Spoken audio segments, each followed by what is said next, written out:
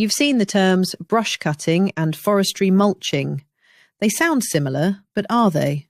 A contractor banking on that confusion can cost you thousands, and it begins with an oddly low quote. That low price isn't for a slightly lesser service, it's a different process with damaging outcomes. One method just cuts and drops debris.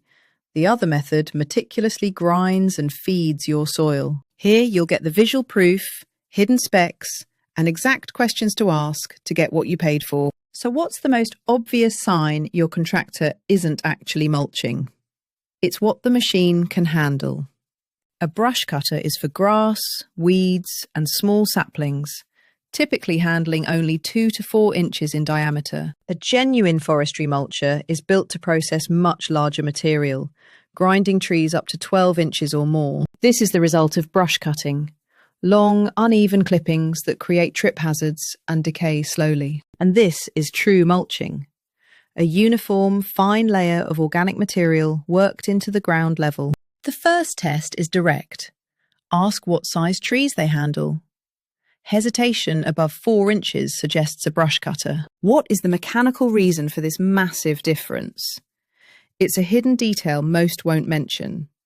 Hydraulic flow. Standard tractors offer standard flow hydraulics, around 14 to 20 gallons per minute. This powers a simple spinning blade. A forestry mulching head needs immense power, demanding a high flow system, pushing 25 to over 45 gallons per minute, a specialised upgrade. Why does this grinding process matter so much for your property? It's about creating a nutrient-rich blanket for your soil. Finely ground mulch decomposes, returning organic matter and vital nutrients like nitrogen back into the earth. The large debris from brush cutting sits on top of the soil, matting down and hindering desirable new growth. So that hidden detail, hydraulic flow, defines a machine that feeds your soil versus one that just leaves a mess. Let's observe 2 scenarios where this difference is night and day: weed control and fire prevention. First, weed control. The uniform layer from a mulcher blocks sunlight, suppressing the germination of new weeds. Second, fire prevention. Proper mulching eliminates ladder fuels, creating a defensible space that cutting cannot. True mulching moves beyond simply clearing land. It's an active tool for improving your property's health and safety.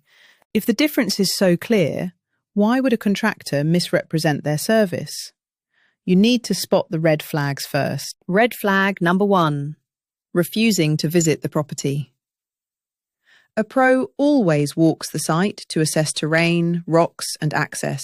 Red flag number 2, vague language.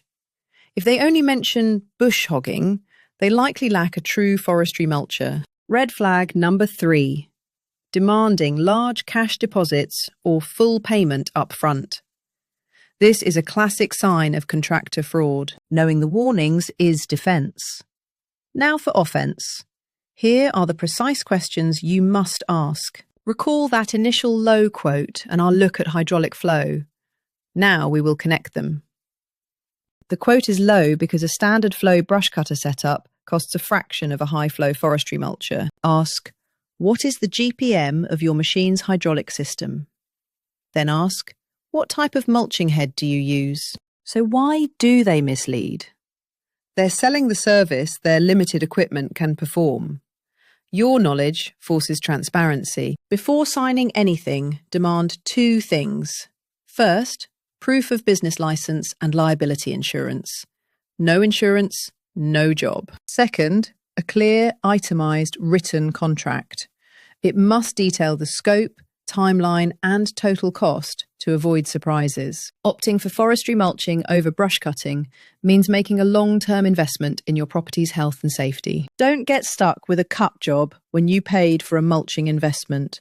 Know the difference. Ask the right questions.